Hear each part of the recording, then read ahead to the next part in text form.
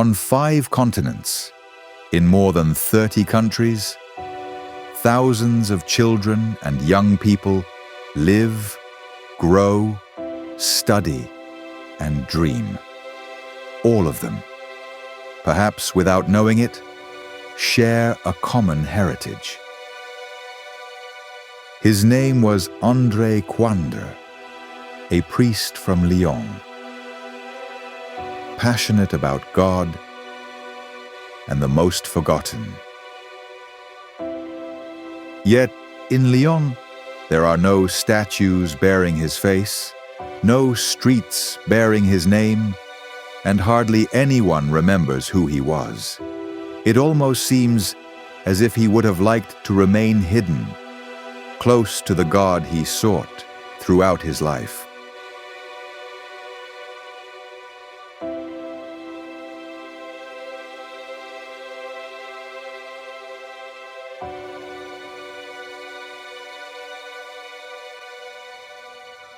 La France est en train de vivre la révolution, la grande révolution, et l'Église de France, à ce titre, est persécutée. Les gens doivent vivre en catimini, vivre leur foi en catimini. Napoléon arrive en 1789 et commence à négocier un concordat avec l'Église de Rome qui est réussi aux alentours de 1801. Par la suite, Napoléon fait des conquêtes, l'Église reprend sa place dans la société et le Père Cointe est ordonné à cette époque-là, le 14 juin 1812. Il se fait connaître aussi comme prédicateur très suivi, si bien qu'on le demande pour le panégyrique de Napoléon à la cathédrale primatiale de Saint-Jean, tout jeune, à 26 ans. Il fréquentait aussi 2 œuvres sociales, la prison et une orphelinat pour filles. Il les écoutait, il s'intéressait à eux. Pour moi, ses plus grandes réalisations, ce sont les 2 communautés religieuses qu'il a fondées. Les religieuses de Jésus-Marie en 1818 et les Frères du Sacré-Cœur en 1821. Ces 2 congrégations sont encore vivantes et présentes sur les 5 continents et travaillent auprès des jeunes. Pour moi, le Père Cointe a été un leader, absolument, pour moi c'est absolument certain, et on va essayer de le voir à travers les différentes œuvres dans lesquelles il a été impliqué.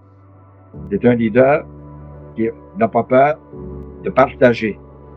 C'est un leadership de relation et sans doute un leader très reconnu puisqu'il est appelé par Monseigneur de Sautin pour diriger le grand séminaire de Blois en 1825. Et Monseigneur de Sautin le titre déjà comme vicaire général et chanoine honoraire. Vraiment, le Père Cointe, partout où il est passé, a fait sa marque. Il est très reconnu et très demandé. Un véritable leader. André Coinder was a brilliant preacher, a tireless missionary. He visited prisons and founded providences, as well as 3 congregations, all before turning 40. And yet, his name was lost, but his work remains.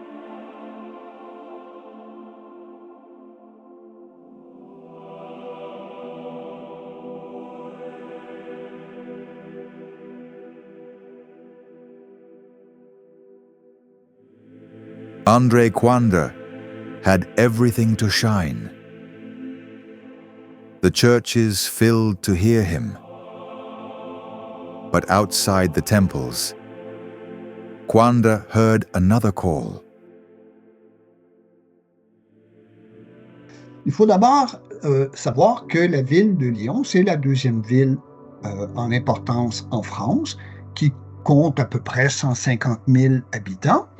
Et c'est une ville qui a été fortement marquée par la Révolution française. Donc, qui a eu comme impact, entre autres, d'avoir une religion qui a été fortement ébranlée. On est beaucoup dans la non-croyance. On a laissé la religion de côté. Et en plus de ça, c'est une ville c'est une ville industrielle, Lyon. Alors, c'est l'industrie de la soie qui occupe une grande partie de la terre. Donc, les gens vivent dans une certaine précarité et ça va amener des situations d'indigence assez marquées. Alors, la situation des enfants à l'époque de Lyon, elle est assez particulière parce qu'il y a énormément d'enfants qui sont abandonnés, laissés pour compte dans la ville. On va même dire de Lyon que c'est la capitale des enfants abandonnés.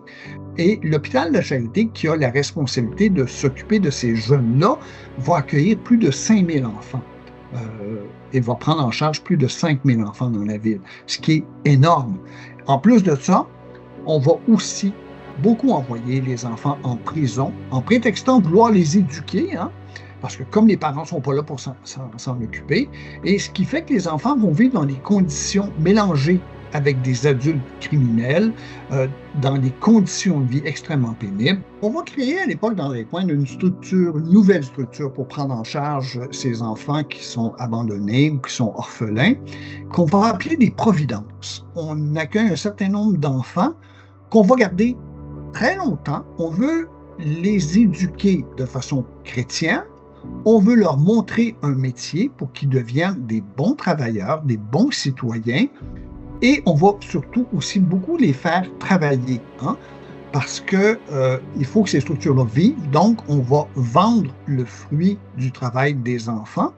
Et ce qui fait que on va accorder peu d'importance à l'apprentissage, par exemple, du français ou de l'arithmétique ou de ces choses-là. C'est beaucoup centré sur le travail.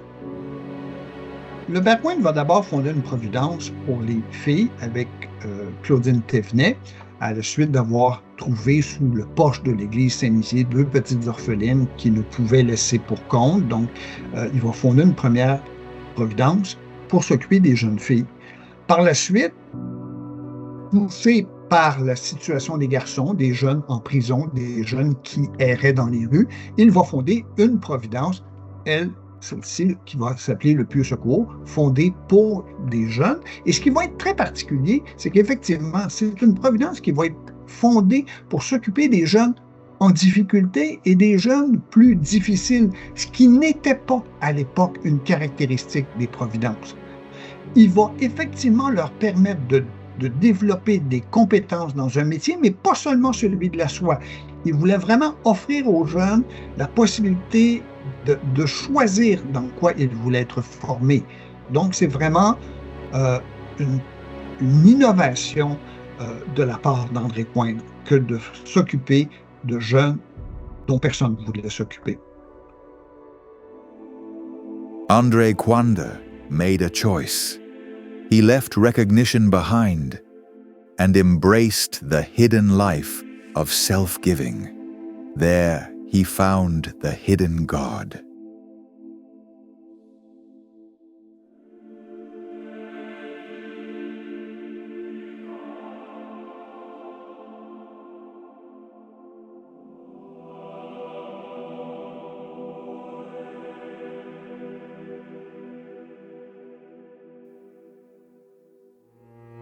Coindre's works flourished,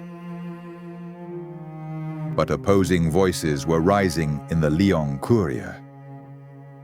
It was not the time for new congregations. Then an unexpected door appeared. Monistrol. A letter from Monsignor de Salamon, ready to do what Lyon denied. It was a risk. It was an exodus, and André accepted it, not out of ambition, but out of fidelity to the fire that burned in the small things.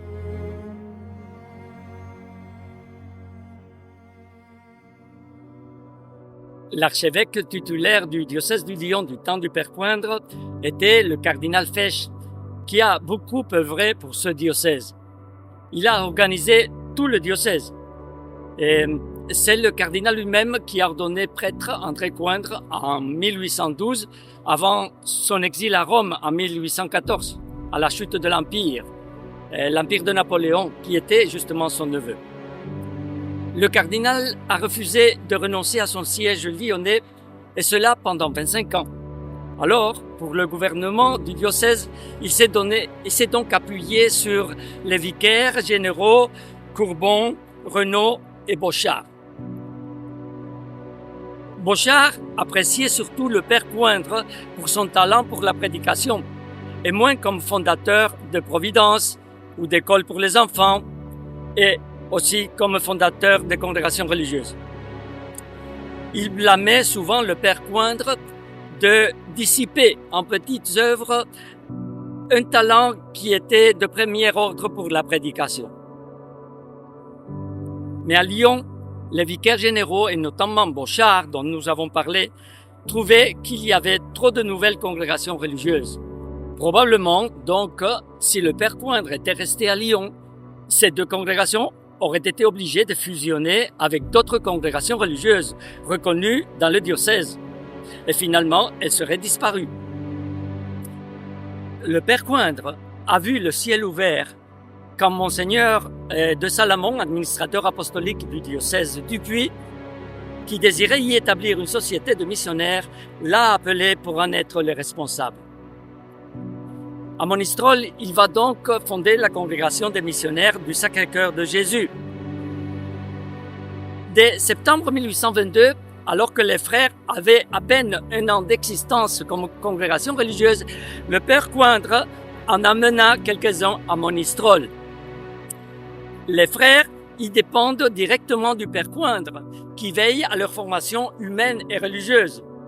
Ils ont un contact beaucoup plus étroit avec lui qu'ils avaient à Lyon. Et bientôt, il y aura plus de frères à Monistrol qu'à Lyon. Le père Coindre y ouvre une école primaire pour les enfants du village. Ce fut notre première école. Il commence alors à planifier la fondation de 3 autres écoles dans autant de diocèses, qui seront suivies de plusieurs autres avant sa mort. Monistrol est donc le lieu où a commencé notre orientation vers le milieu scolaire. À Monistrol aussi, le 14 octobre 1824, a eu lieu la première prise d'habits et les premiers vœux publics des frères, 8 frères. Cela signifiait l'approbation officielle de notre institut dans le diocèse du Puy.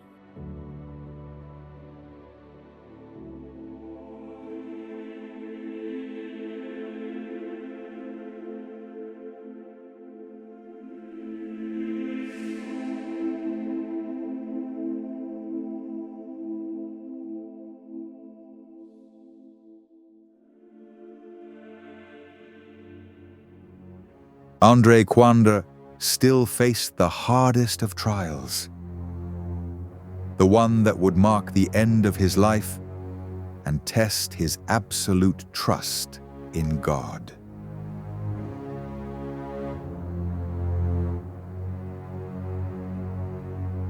In Blois, a hospital next to the Church of St. Nicholas became his final cloister. There, Father Coindre died on May 30th, 1826, after falling out of a window. Sobre la muerte del padre André Coindre tenemos sobre todo un documento que es clave, que es una carta escrita por un sacerdote que estaba con él y que el mismo día de su muerte escribe contando cómo ha sido el proceso de su enfermedad. Lo que vemos es una persona que está sufriendo un padecimiento psicológico. Desconocemos sus causas, si estas causas tenían un origen orgánico, puede ser algún tipo de inflamación cerebral o serán puramente psicológicas, pero es una persona que está sufriendo un detraimiento, unos desbordes emocionales, unas ideas fijas, diríamos delirantes, que machacan su conciencia y también está teniendo una desconexión con la realidad. El padre Coindre está viviendo este proceso durante 20 días, del cual además no tenemos antes ningún otro testimonio, no le ha pasado antes en su vida, y esto le lleva a terminar con su vida. Lo que sí nosotros podemos saber es que el padre André Coindre, que tenía este delirio místico, donde sentía, donde creía saber que hacía falta un sacrificio, entregarse por los demás, el padre Coandre lo vive como esto, como una inmolación, como un acto donde él está dando su vida.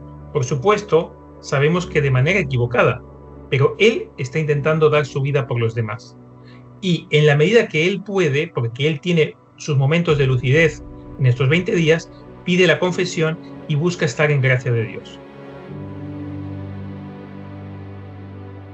Los contemporáneos del padre André Coandre no ignoraban que esta muerte era problemática y que podía ser interpretada e incluso mal utilizada por algunos enemigos de la fe cristiana para desacreditar, para desautorizar a la Iglesia. Pero también sabían que el padre André había sido una persona totalmente entregada a Dios e interpretaron esta muerte en esa lógica que había tenido su vida. Entonces se habla de una vida entregada, una vida desgastada. Incluso se escribió, los hermanos escribieron, que fue una víctima heroica del amor, una persona que se había entregado por amor de tal manera que eso había terminado produciendo en él un agotamiento total que había llevado a su muerte. Contamos con varios testimonios que nos permiten entender qué significó esto para sus contemporáneos, cómo su muerte les afectó. Palabras como tremenda desgracia, abatimiento total, desolación, son palabras que marcan estos testimonios. Por tanto, la muerte del padre Andrés tiene una repercusión tremenda para todos aquellos que lo conocieron. Documents speak of confusion and delirium, but also of an unwavering desire to be faithful to God.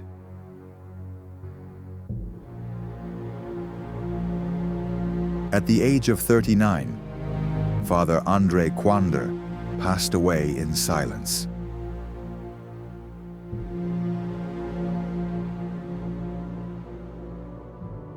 Según el manual que tenemos más reconocido, que es el DSM-5, el manual de los trastornos mentales, esta sintomatología la podemos ubicar en dos tipos de trastorno que podrían ser los que en esos momentos podría tener el padre Coindre. Uno sería un trastorno psicótico breve y el otro sería una depresión mayor con episodio psicótico. El sujeto no es consciente de sus actos y está totalmente determinado en sus acciones, en sus pensamientos, a actuar de una manera confusa y sin que pueda prever las consecuencias de sus actos. Otra hipótesis de lo que le pudo suceder es que tuviera algún tipo de enfermedad orgánica o física. No sabemos si puede corresponder a algún tipo de tumor cerebral o alguna enfermedad cardiovascular, o a lo mejor alguna falta de sodio o potasio, hay desequilibrio en algunos elementos, algún desequilibrio metabólico, etc. Incluso alguna infección en el cerebro. La psiquiatría y la psicología en la actualidad considera el suicidio dentro del contexto siempre de un acto involuntario, puesto que el sujeto no tiene ninguna capacidad crítica, está desconectado de su entorno. Por tanto, se trata de un acto involuntario porque no hay libre albedrío. El sujeto no puede optar por diferentes opciones, no puede elegir. En los delirios de tipo místico, lo que el sujeto está recibiendo es como si fuera un mandato, un designio divino. Es por una causa en la que el sujeto cree que está salvando, que está ayudando, que tiene una misión de ayudar a la humanidad. Por tanto, si tenemos que buscar algún tipo de responsabilidad moral o ética, no hay ninguna responsabilidad. También se sabe que en esa época el padre Coindre no podía contar con medios que le pudieran ayudar, porque en esa época se desconocía todos estos trastornos. Por lo tanto, lo que podríamos considerar es que el trágico final del padre Coindre se inscribe dentro de una patología mental o física, pero que en todo caso había delirios y había un trastorno subyacente en el cual el sujeto no pudo de ninguna manera voluntariamente elegir ni decidir voluntariamente poner fin a su vida.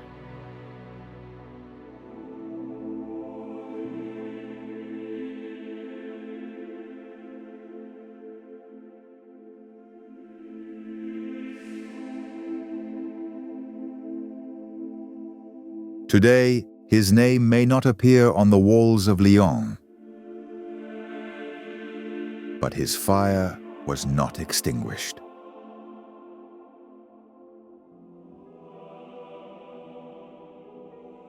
Father Quane's charism begins with his amazing experience of the love of God. Flowing from that, those qualities that reflect that love: trust, hope, compassion, hospitality. Work of our brothers and our partners around the world touches every aspect of the formation of young people, from kindergarten through elementary and secondary school and into college, as well as through parish work and youth groups and other things. We touch the entire life of the young to form them in that best image of God's love. Today, the brothers in our works are found in more than 30 countries around the world. Today, the brothers and our partners form a collaboration around the world, not simply in individual schools, but across networks of those schools where we continue to assist each other in this process of formation. My hope and our hope is that that collaboration continues at all levels, where brothers, lay people, families together enable the formation of the young in their God-given potential. With the strength of God's compassion and trust in his providence, André Coindre transformed broken lives into seeds of hope. His example challenges us today to transform every experience of vulnerability into a space where the heart can once again find a future.